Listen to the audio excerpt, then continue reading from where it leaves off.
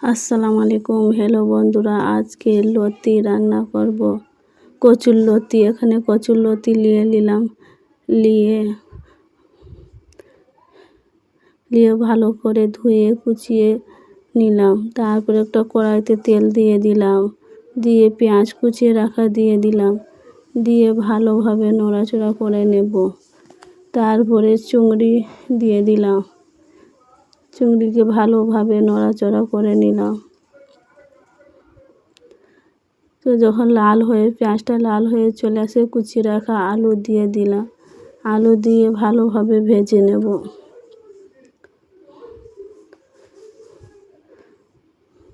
ভালোভাবে আলু দিয়ে দিলাম, দিয়ে ভালোভাবে ভেজে নেব। আলুটাকে লাল হয়ে গেলে ধুয়ে রাখা কুচির লতিকে আবার ওর মধ্যে দেব। তারপরে 1 চামচ নুন দিয়ে দিলাম,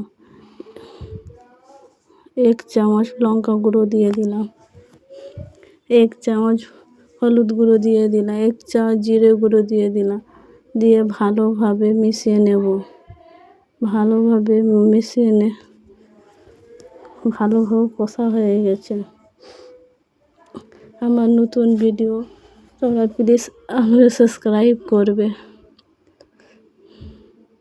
তারপরে কুচিয়ে রাখা কচুর লতি দিয়ে দিলাম, কচুর লতি দিয়ে ভালোভাবে মিশিয়ে নেব। হ্যালো বন্ধুরা, তোমরা আমাদের ইউটিউব চ্যানেল নতুন খুলছি, তোমরা কমেন্ট, শেয়ার, সাবস্ক্রাইব করে যাবে। তোমরা যারা আশেপাশে দেখছো তোমরা সবাই সাবস্ক্রাইব করবে, কমেন্ট করবে, শেয়ার করবে। আদা রসুন বাটা দিয়ে একটু জল দিয়ে দিলাম, দিয়ে ভালোভাবে মিশিয়ে নেব। কচুর লতি খেতে অনেক দারুণ। তোমরাও তোমাদের পছন্দ লাগে তো কমেন্ট করে জানাবে। তারপরে ভালো করে কষে একটু জল দিয়ে ঢাকিয়ে দিলাম, তো খুলে দেখালাম অনেকটা সিদ্ধ হয়ে চলে আসছে।